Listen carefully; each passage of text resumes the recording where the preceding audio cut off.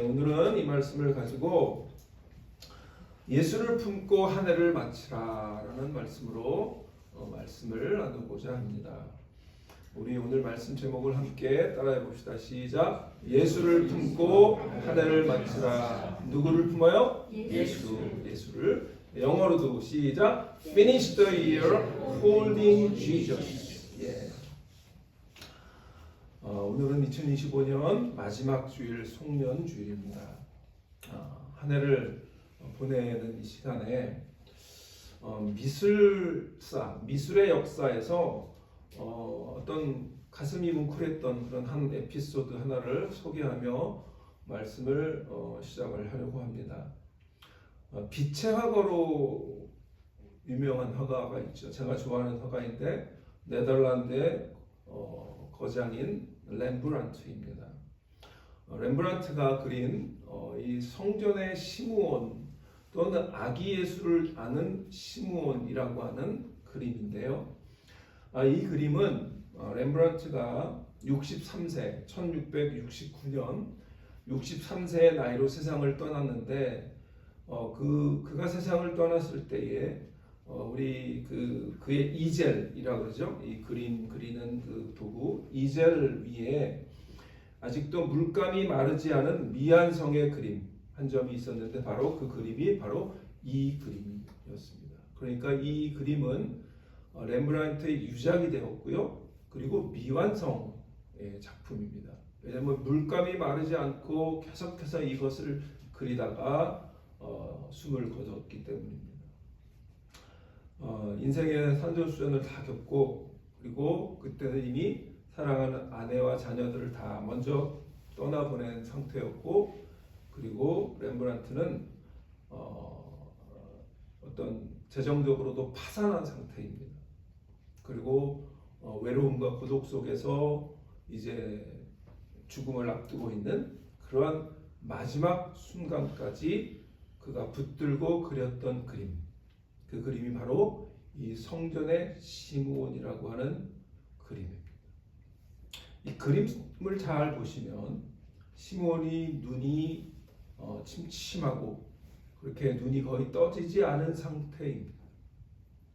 그런데 그는 눈을 지그시 감고 이 투박한 두 손으로 이 아기 예수의 얼굴을 보면 굉장히 이게 밝게 그려져 있죠. 이 렘브란트의 특징이 뭐냐면 빛을 잘 사용했다고 하는 건데 빛이 렘브란트의 얼굴과 예수의 얼굴에 동시에 이렇게 밝게 그려져 있죠. 그래서 이 침침한 눈으로 예수를 밝게 빛나는 예수를 바라보고 있는 그리고 그 예수를 품에 안고 있는 그런 그림입니다. 그런데 렘브란트가 왜 하필 생의 마지막 순간에 이 그림, 성경에 많은 장면이 있는데 렘브란트의 그림 중에 돌아온 탕자에 대한 그림도 있고요. 또 제가 제 오피스에 걸려 있는 그 갈릴리 바다 폭풍우를 잠잠케 하시는 그 예수님의 그 그림도 있는데 하필 왜 성경의 많은 장면 가운데 이 그림을 붙들고 있었을까? 아마도 그는 평생 고단하고 피곤한 삶을 마무리하면서 예수님을 품에 안고 이제는 평안히 갑니다. 평안히 주님께 갑니다. 라고 그렇게 고백하고 싶었던 그런 마음이 아니었나 생각을 해봅니다. 우리는 지난 4주 동안에 하나님의 방문하심의 은혜라고 하는 시리즈로 대림절 말씀을 나눴습니다. 첫 번째는 사가랴에 대해서 들었고요. 그러니까 계속해서 하나님이 방문했던 인물들에 대한 그러한 5주 동안의 말씀입니다. 사가랴, 그 다음에 마리아, 그리고 또 목자들의 노래, 목자들의 경배함 이런 것들을 우리가 예수님께서 또 하나님께서 찾아오셨던 그런 은혜를 우리가 생각했습니다. 오늘은 이제 대림절 시리즈의 마지막이면서 오늘 송년주일을 이 시몬이라고 하는 인물에 초점을 맞춰서 하나님께서 오늘 우리에게 어떤 말씀을 주시나 함께 생각을 하려고 합니다. 그러니까 오늘 이제 이 송년주일의 마지막 주인공은 이 예루살렘의 한 노인 시므온이라고 하는 노인입니다. 시므온은요, 성경에 누구라고 얘기를 하지 않습니다. 어떤 사가랴나 이런 그 사람들은 제사장이다 이런 호칭이 있잖아요. 그런데 시므온은 그냥 예루살렘의 의롭고 경건함 이렇게 표현만 합니다. 그래서 학자들이 이 시므온에 대해서 여기저기 이렇게 옛날 그 유대교의 서적들을 참고하면서 이렇게 이 사람의 어떤 정체성에 대해서 찾아보려고 했는데 어떤 학자들은 그 유대교 랍비의 힐렐의 아들이다 뭐 이런 그 추정도 하고 하는데 사실은 아마 이 시므온은 그냥 무명의 이스라엘의 이 그냥 세상적으로는 잘 알려지지 않고 평범했던 그런 사람이라고 생각합니다. 그럼에도 불구하고 이 시므온이 성경의 기록에 적혀 있는 거예요.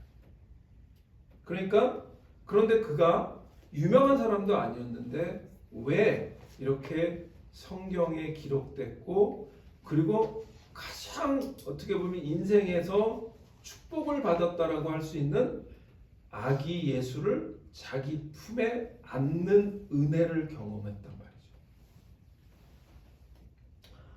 우리가 이 세상에 알려지지 않고 평범하지만 경건한 삶을 살았던 이 시므온을 통해서 중요한 것은 그가 어떤 신분이냐, 어떻게 이 땅에서 업적을 쌓았느냐 이런 것들이 아니라 그의 신앙이었다라는 거예요. 그가 의롭고 경건한 자였다. 그렇게 기록하고 있는 것이 그거면 충분한 겁니다. 우리가 이 땅에서 살면서 많은 것들을 이루지 못하더라도 하나님 앞에 갔을 때 너는 정말 의롭고 경건한 삶을 살았다라고 하는 말씀을 하나님께 들었다면 그것으로 충분하다는 거죠. 그렇다면 그런 예수를 품에 안은 은혜를 경험할 정도의 그러한 삶을 마치고 삶을 살았다고 고백할 수 있는 겁니다. 오늘 우리가 2025년에 이제 마지막 끝자락에 있는데 여러분 한 해를 이렇게 돌아보시면 어떠셨어요? 렘브란트의 이 그림처럼 미완성인 것 같기도 하고 또 아쉬움도 남아 있을 겁니다. 그런데 제가 드리고 싶은 질문은 여러분들은 이 한 해 2025년을 무엇을 안고 이 한 해를 마감하는가라는 것입니다. 우리 마음속에 후회를 안고 2025년을 마감할 수도 있고 아쉬움을 안고 또는 어떤 절망감을 안고 또는 어떤 미움을 안고 한 해를 마칠 수도 있는데요.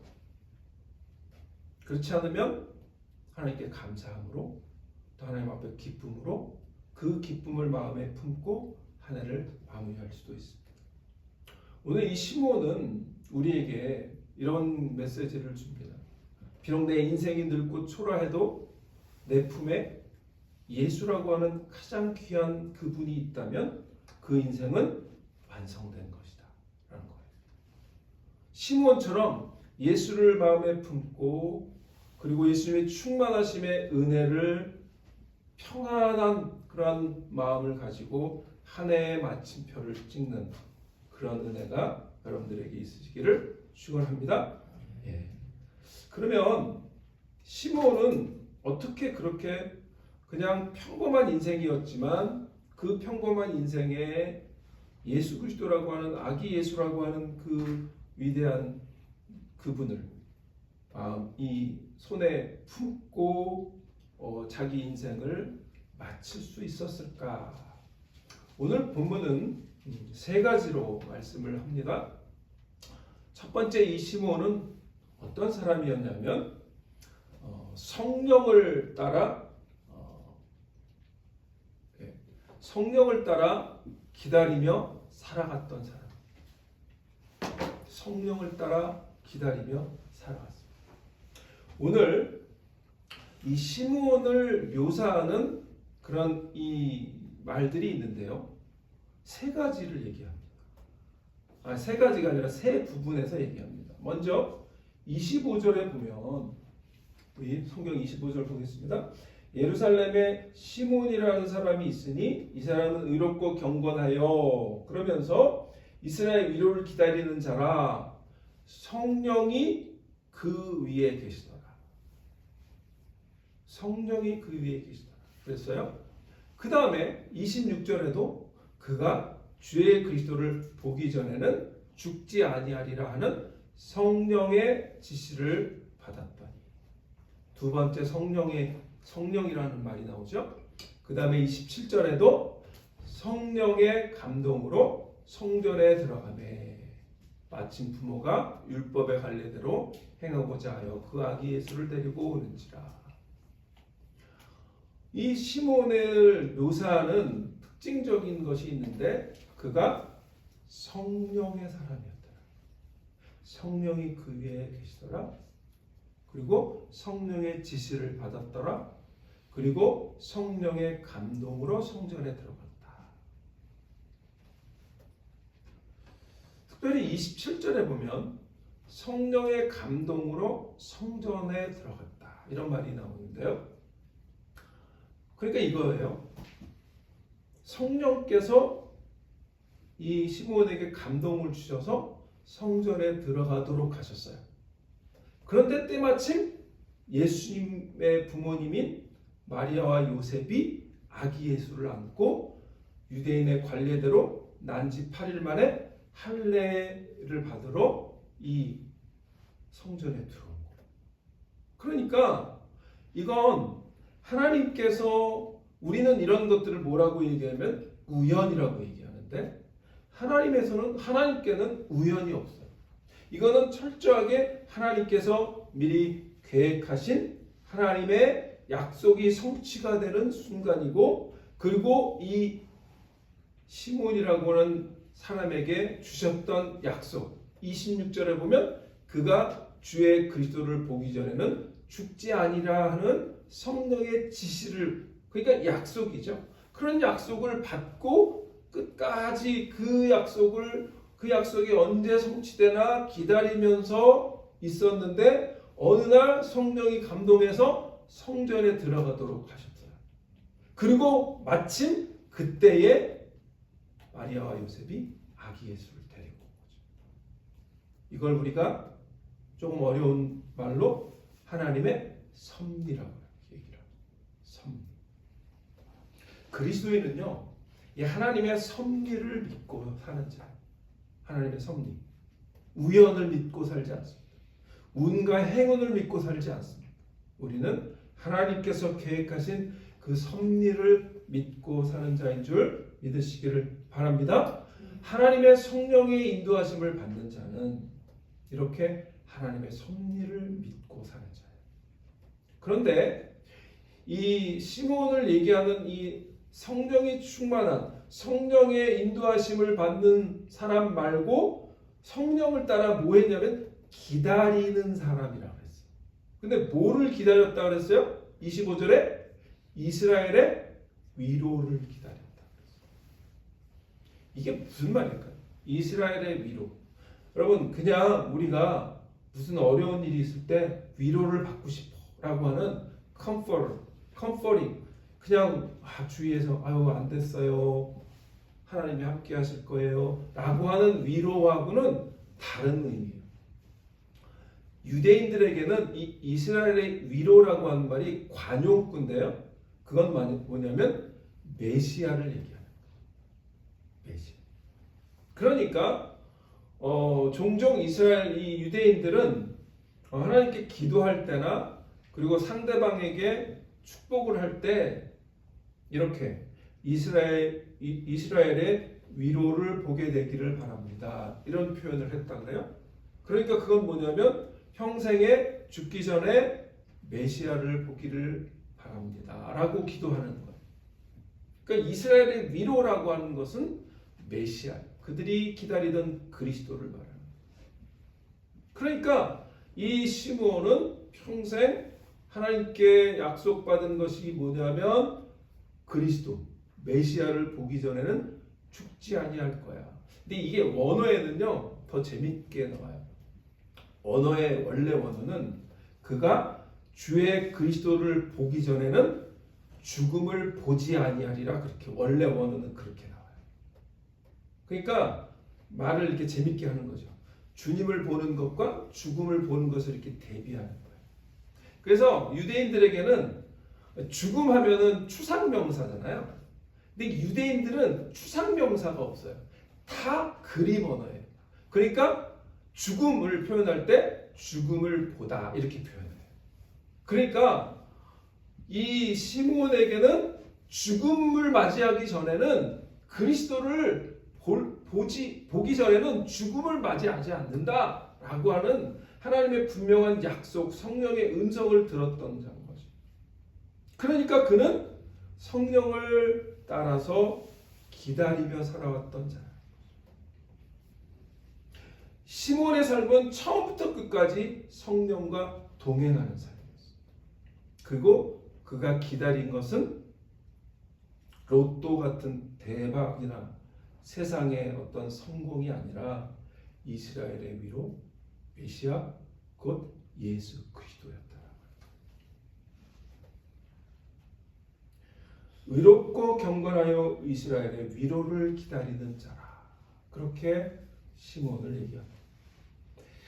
그 당시에 사람들은 로마를 무찌르는 그런 힘 있는 정치적인 메시아를 기다렸어요.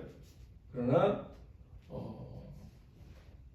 이 시므온은 세상의 어떤 힘과 어떤 권력 이런 그런 것들이 진정한 위로가 될 수 없다라는 것을 알았던 자인 거죠. 그리고 예수를 손에 품에 안고 이제 나를 놓아주십니다라고 찬양할 수 있었던 거예요. 그래서 그는 진정한 하나님의 주시는 이스라엘 위로가 무엇인지를 알았어요.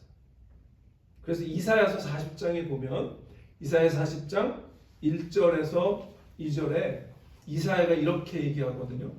너희 하나님이 이르시되 너희는 위로하라. 내 백성을 위로하라. 너희는 예루살렘의 마음에 닿도록 말하며 그것에 외치라. 그 노역의 때가 끝났고 그 죄악이 사함을 받았느니라.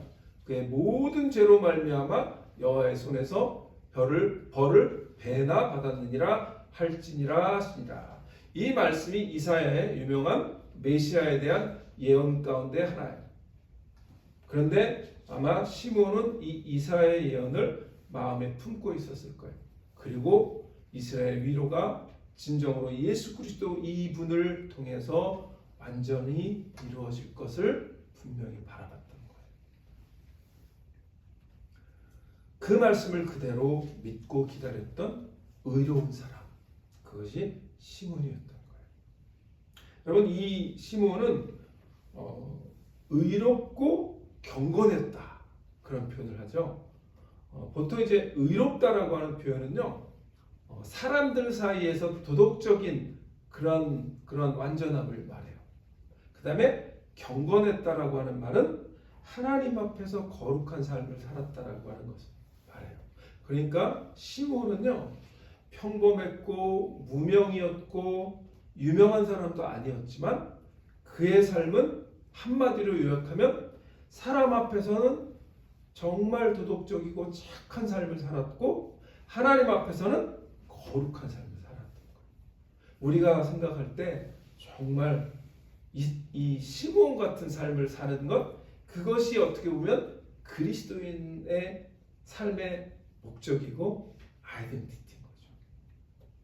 성도는요, 그리스도인은요, 이런 삶을 사는 자. 그래서 이렇게 시므온 같이 성령의 그 인도하심과 기다림을 아는 사람은 세상의 어떤 성공이나 이런 것들을 바라는 것이, 그런 것들을 기다리는 것이 아니라 하나님의 위로를 기다립니다. 저는 여러분들이 앞으로 이제 2026년을 맞이해서도 이 시므온처럼 세상의 어떤 성공이나 세상적인 위로 이런 것들보다 하나님께서 직접 나를 만지셔서 위로해 주시는 그런 위로를 기다리는 그런 하나님의 자녀들 되시기를 축원합니다. 기다림이라고 하는 것은 좀 지루해요. 특히 이제 우리 이민자에게 삶은 늘 무언가를 기다리는 삶입니다. 어떤 사람은 자녀의 어떤 입학 또는 자녀의 회사 취직 또는 우리 비즈니스의 안정, 그 다음에 또 은퇴 후에 안정된 삶, 뭐 이런 것. 또 어떤 사람은 또 이 안전한 신분, 뭐 이런 것들을 우리가 기다리면서 사는 삶. 한국에서는 별로 기다리지 않는 것들을 우리는 이민 와서 살기 때문에 더 많이 기다리는 것들이 또 다르고 더 많아요. 그런데 그 기다림이 중요한 게 아니라 기다림의 과정이 중요하다. 시므온은요, 그냥 막연히 기다리지 않았어요. 그는 하루하루 성령의 인도하심을 따라 살면서 기다렸다. 그러니까 중요한 것은 성령과 계속 동행했다는 것. 여러분, 우리가 삶에서 기다리는 게 있는데 그것이 정말 간절한 기다림일 수 있어요. 그런데 그 기다리는 것을 그냥 막연히 기다리는 것이 아니라 성령과 함께 성령님의 음성을 들으면서 성령님의 지시를 들으면서 기다리는, 그럴 때 진정으로 그리스도인의 기다림의 의미가 성취되는 줄 믿습니다. 우리 디사이플 교회 하나님의 자녀들은 다 이 시므온처럼 성령의 충만함으로 하나님의 위로를 기다리는 그러한 여러분들 되시기를 축원합니다. 그리스도인의 정체성을 그래서 사도 바울이 로마서에서 이렇게 얘기합니다. 우리 다 같이 한번 따라해 보겠습니다. 시작. 무릇 하나님의 영으로 인도함을 받는 사람은 곧 하나님의 아들이라. 누구의 영을? 하나님의 영, 곧 성령의 인도함을 받는 사람이 하나님의 자녀라는 것. 우리 그리스도인의 정체성은 이 한마디입니다. 성령의 인도함을 받는 자. 왜냐하면 우리가 구원받았을 때에 하나님의 영이 우리 가운데 임하시는 거고, 그리고 우리 안에는 성령께서 우리를 주장하시길 원하시기 때문이에요.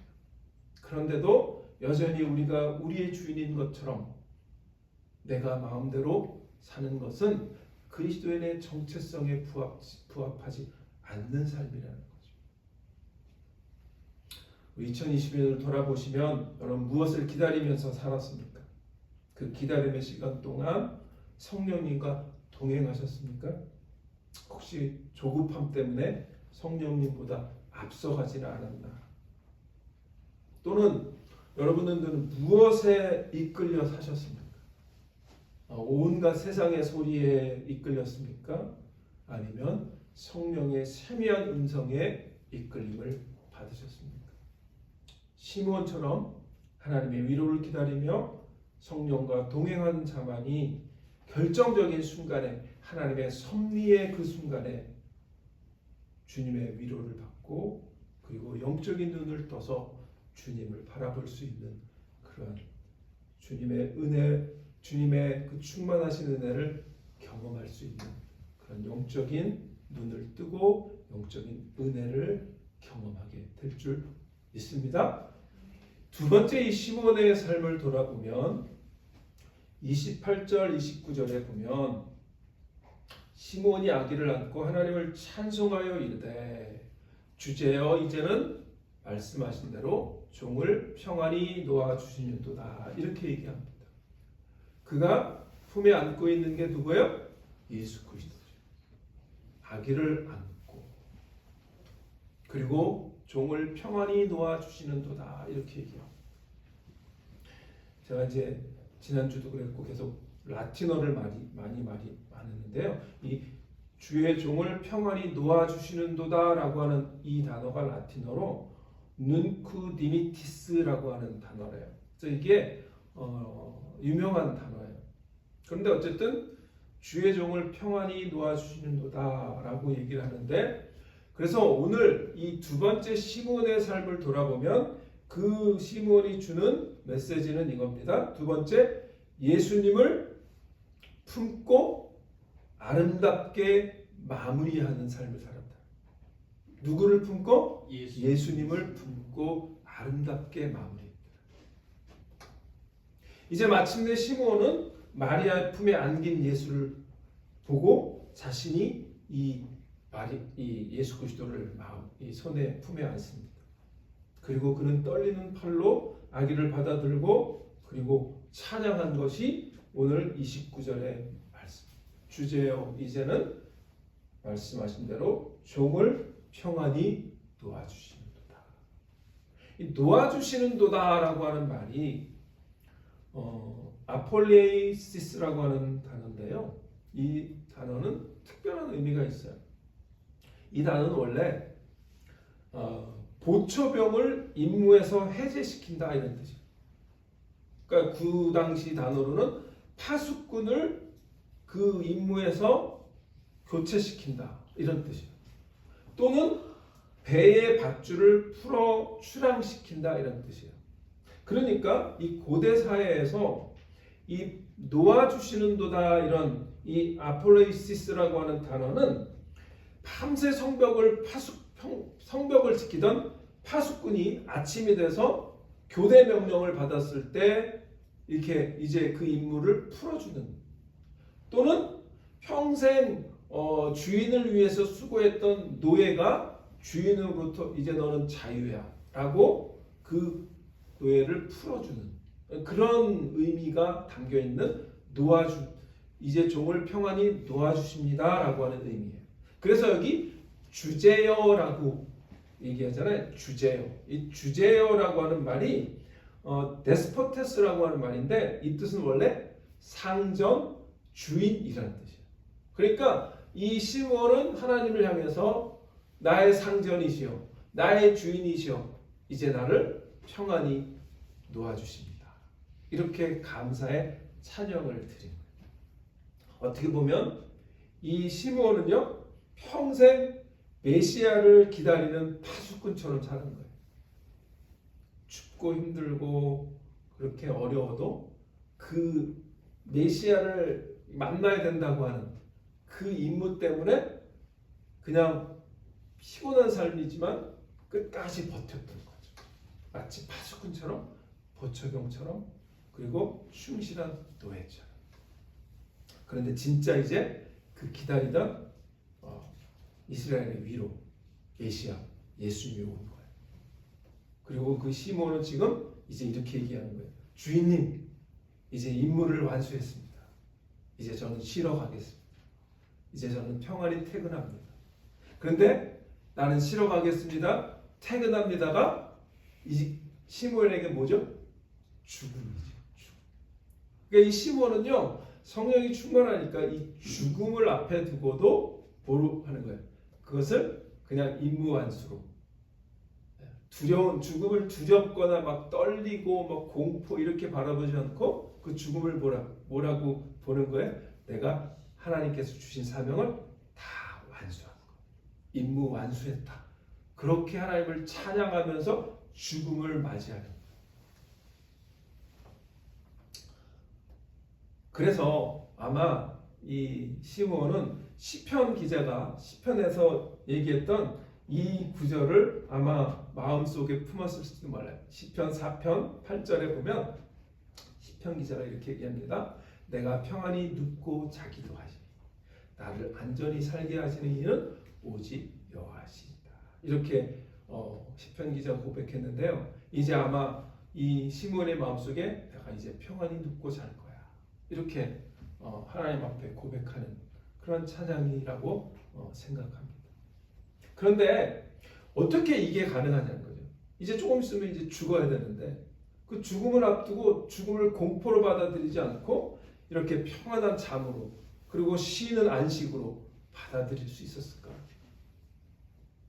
그것은 그가 구원을 보았기 때문에, 구원 자체이신 예수를 보았기 때문에, 그리고 예수를 마음에 그리고 자기 손에 품에 안았기 때문에 그는 자기의 죽음은 두렵지 않아요. 구원은요, 우리가 구원 역시 추상명사 같잖아요.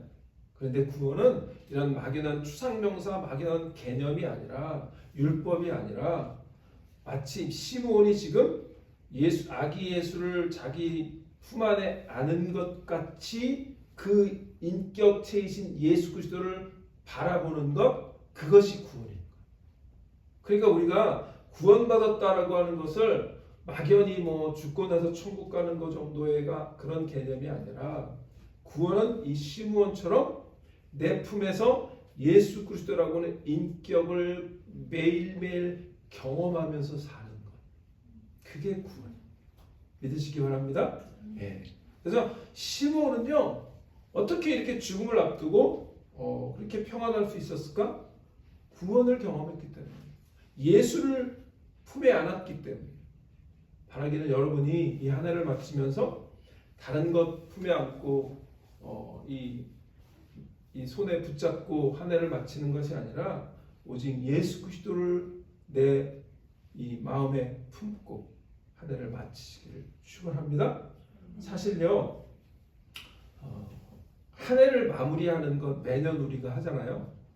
근데 사실 저는 이제 한 해를 마무리하는 연말을 우리가 경험하는 것은 우리 인생의 마지막을 매해 연습하는 것 같다, 그런 생각을 해봅니다. 한 해의 마침표를 잘 찍으면 매해 살아가다가 언젠가 하나님이 우리를 부르실 때 우리도 이 시므온처럼 하나님 임무를 잘 마쳤습니다 라고 말하는 거예요. 그러니까 2025년 마지막 잘 마침표 찍는 것, 내년 2026년 마침표 잘 마치는 것, 그렇게 계속 매해 그렇게 한 번씩 그렇게 경험하면서 우리는 결국 우리의 인생의 마침표를 잘 찍는 연습을 하는 것. 그리고 2030년, 2040년 이때쯤은 내가 이 마침표를 못 찍을 수 있죠. 그 전에 하나님이 나를 부르셔서.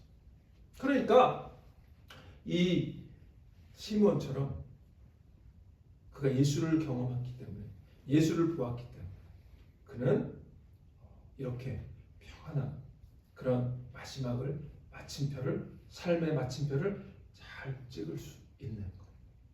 바라기는 여러분도 이 시므온처럼 예수님을 마음에 품고 올 한 해를 아름답게 마무리하는 그런 은혜가 있기를 주의 이름으로 축원합니다. 그것은 우리가 어떻게 할 때 가능할까요? 사도 바울이 그래서 우리에게 이렇게 권면을 하는 거예요. 빌립보서 2장 5절 함께 따라해 봅시다. 시작. 너희 안에 이 마음을 품으라. 곧 그리스도 예수의 마음이. 우리가 우리 마음에 다른 것들을 품고 사는 게 아니라 예수 그리스도의 마음을 품고 살면 우리는 예수님을 품에 안고 한 해를 마감할 수 있는 거예요. 이 송년주일 오늘 이 시간에 믿음으로 예수님을 품에 안고 한 해를 마무리하겠다, 그렇게 결단하시기를 주의 이름으로 축원합니다. 마지막으로 이 시므온의 삶은 어떤 삶이었냐 하면 더 밝은 내일을 바라보며 나아가는 삶이었어요. 더 밝은 내일을 바라보며 나아갔어요. 비록 이제 죽음을 앞뒀지만, 그가 남겨진 날이 얼마 남지 않았지만 그 남겨진 그 짧은 시간 동안에 그는 그럼에도 불구하고 밝은 내일을 바라보는 그런 사람이었어요. 우리 30절, 31절, 32절 보니까 이렇게 얘기합니다. 내 눈이 주의 구원을 보았사오니. 그거 보세요. 시므온은 그의 눈이, 아까 우리 렘브란트 그림 보면 눈이 침침한다. 그가 어떻게 주의 구원을 보았다라고 얘기하는 것을 이 렘브란트가 묘사할까? 눈으로, 육적인 눈으로 그 구원을 보는 게 아니라 이 시므온은 영의 눈으로 예수 그리스도를 바라보면서, 예수님의 얼굴이 침침해서 잘 안 보였을 수도 있어요. 그러나 그는 그 아기 예수를 바라보면서 내 눈이 주의 구원을 보았다라고 선언하고 있어요. 우리의 영적인 눈이 열려서 우리의 눈으로 예수님을 볼 수 없지만 그러나 우리의 삶에 이미 찾아온 그 구원을 분명히 보는 그런 여러분들의 영적인 눈도 띄어지는 그런 은혜가 있기를 축원합니다. 이 시므온은요 이제 예수를 품에 안고 예수를 바라보는 그 시므온의 시선이 자신의 평안에 머무르지 않고 더 밝은 미래로 더 넓은 세계로 확장되는데 31절에 보세요. 이는 이제 주의 구원을 얘기하는 거예요. 그 주의 구원이 이 구원이 만민 앞에 예비하신 거래요. 그리고 32절에 이 구원이 이방을 비추는 빛이고 주의 백성 이스라엘의 영광이라고 고백하고 있는 거예요. 그러니까 시므온은 예수 그리스도를 마음에 품을 뿐만 아니라 그의 눈은 이제 예수 그리스도를 넘어서 이방인을 비추는 빛을 바라보고 있는 거예요. 그래서 더 밝은 내일을 바라보는 그러한 모습을 우리가 이 시므온을 통해서 보게 됩니다. 시므온의 찬양은요, 그 당시에 유대주의를 넘어서는 거예요. 그 당시에 유대인들은요, 메시아를 다 기다렸단 말이에요. 그런데 보통 일반적인 유대인들은 어떤 생각을 했냐면 메시아가 오면 우리들은 구원을 받고 이방인들은 심판을 받을 거라고 그렇게 믿었어요. 그런데 성령이 충만했던 시므온은 달랐어요. 그는 유대주의에 이렇게 갇혀 있지 않고 그의 눈은 어디를 바라보는 거예요? 이방인을 바라보고 세상을 바라보고 있는 거예요. 이 유대의 장벽을 넘어서 저 너머까지 비추는 예수 그리스도의 구원의 빛을 바라보고 있는 거예요. 내 눈이 주의 구원을 보았사오니 이는 만민 앞에 예비하신 것이 만민이라고 하잖아요. 만민은 그야말로 그 말대로 모든 민족을 말하는 거예요. 예수님이 유대의 담을 헐고 온 세상을 구원하실 빛이신 것을 시므온은 분명히 영적인 눈을 통해서 바라보고 있는 거예요. 그리스도는 그런 것들을 바라보는 자예요. 그냥 나 혼자 먹고 사는 것 그것만 바라보고 사는 게 아니라 내 울타리를 넘어서서 이웃과 그리고 다른 사람들까지 하나님의 은혜의 복음이 전파되고 그리고 나의 섬김을 통해서 하나님의 사랑이 전달되어지는 때까지 바라보는 영적인 눈을 가진 사람, 그것이 그리스도인인 줄 믿으시기를 바랍니다. 그래서 그는 아까 이사야의 말씀을 인용했지만 또 다른 이사야서에 이 메시아의 예언이 있는데요. 49장 6절에 보면 그가 이르시되 내가 나의 종이 되어 야곱의 지파들을 일으키며 이스라엘 종의 보존된 자를 돌아오게 할 것은 매우 쉬운 일이라. 내가 또 너를 이방의 빛으로 삼아 나의 구원을 베풀어서 땅끝까지 이르게 하리라 라고 하는 이 이사야 예언의 말씀을 이 시므온은 마음에 품고 있었던 거죠. 그래서 그 순간에 이방의 빛으로 예수 그리스도가 오셨음을 선포하고 있다. 우리는 예수 그리스도라고 하는 빛을 받은 수혜자들이죠. 그래서 우리가 그 빛을 밝히라고 예수님도 말씀하셨잖아요. 하나의 끝은 그냥 끝이 아니라 더 넓은 이제 2026년 새로운 더 밝은 미래, 더 밝은 내일, 그리고 더 넓은 비전을 향해 나아가는 한 해인 줄 믿으시기를 바랍니다. 내 눈이 예수 그리스도를 볼 때 우리의 눈이 열리고 우리의 눈이 확장되는 거예요. 성년주의는 단순히 그냥 달력 한 장을 넘기는 그런 날이 아니라 나의 좁은 시야를 버리고 하나님의 넓은 시야를 취하는 그런 날인 줄 믿습니다.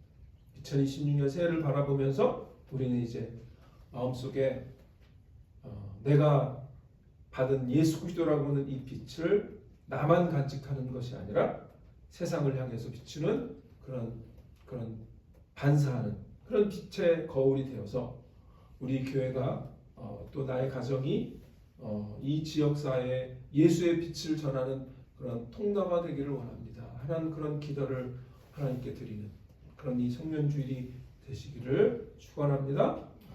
예, 그래서 예수님이 우리 지난번에 토요일 성경보에서도 공부했던 그 구절 가운데 마태복음 5장에 빛에 대한 말씀을 하셨잖아요. 우리 이 구절은 다 같이 한번 읽을까요? 시작. 너희는 세상의 빛이라 산에 있는 동네가 숨겨지지 못할 것이요 사람이 등불을 켜서 말 아래 두지 아니하고 등경 위에 두나니 이러므로 집안 모든 사람에게 비추느니라. 이같이 너의 빛이 사람 앞에 비치게 하여 그들로 너의 착한 행실을 보고 하늘에 계신 너희 아버지께 영광을 돌리게 하라. 아멘. 예. 더 밝은 빛의 내일을 바라보는 자는 이 예수님께서 말씀하신 빛의 사명을 마음에 품고 나아가는 자예요. 바라기는 우리 디사이플교회 여러분 모두가 이렇게 시몬처럼 나의 육신은 힘들어가고 더 늙어가고 그렇더라도 우리의 눈이 영적인 눈이 열려서 우리의 담장을 넘어 이웃을 향해서 이방의 빛을 예수님께서 빛으로 오셨는데 그 빛을 전하는 그런 빛의 자녀들로 그리고 빛의 사명을 마음에 품은 자로 이제 한 해를 마감하고 새해도 준비하는 그러한 모두가 되시기를 축원합니다. 말씀을 마칩니다. 말씀을 마치면서 아까 말씀을 시작하면 나누었던 렘브란트 이야기를 다시 나눕니다. 그 다음에 보면 아까 그 그림을 제가 다시 띄웠는데요. 말년에 렘브란트는요 파산을 했다고 얘기했어요. 그리고 아내와 자식들을 모두 잃고 외롭고 고독한 그러한 삶이었습니다. 시력도 거의 잃어가고 그래서 눈이 어두침침한 그림 속을 잘 보시면 이 시몬의 눈이 거의 감겨져 있습니다. 초점도 흐릿합니다. 그러나 렘브란트는 시몬이 육신의 눈이 아니라 영혼의 눈으로 빛이신 아기 예수를 바라보는 모습을 그린 겁니다. 우리도 이제 우리 교회가 평균 연령이 꽤 높아요. 그래서 이제 육신의 눈이 어두워지고 노화는 다오 여러분들 노화 나누신 분 여기 우리 자녀들 분 빼고 다 노안이 왔잖아요. 그래서 이제 눈이 침침해지고 그런 삶을 살아가 나간다고 할지라도 우리의 영적인 눈은 더욱 밝아져서 예수 그리스도를 바라보고 그리고 우리의 품에 예수 그리스도를 안고 그리고 한 해를 마감하고 그리고 한 해를 준비하는 그런 은혜가 있어야 될 줄 믿습니다. 우리가 이 한 해 마감하면서 우리의 욕심을 품고 마감하는 것이 아니라 오직 구원이신 예수 그리스도 그분 한 분만으로 나는 감사합니다. 그분을 내가 마음에 품고 한 해를 마감하겠습니다. 라고 기도하고 결단하고 이제 새해를 준비하시는 그런 은혜가 있으시기를 주의 이름으로 축원합니다. 기도하겠습니다.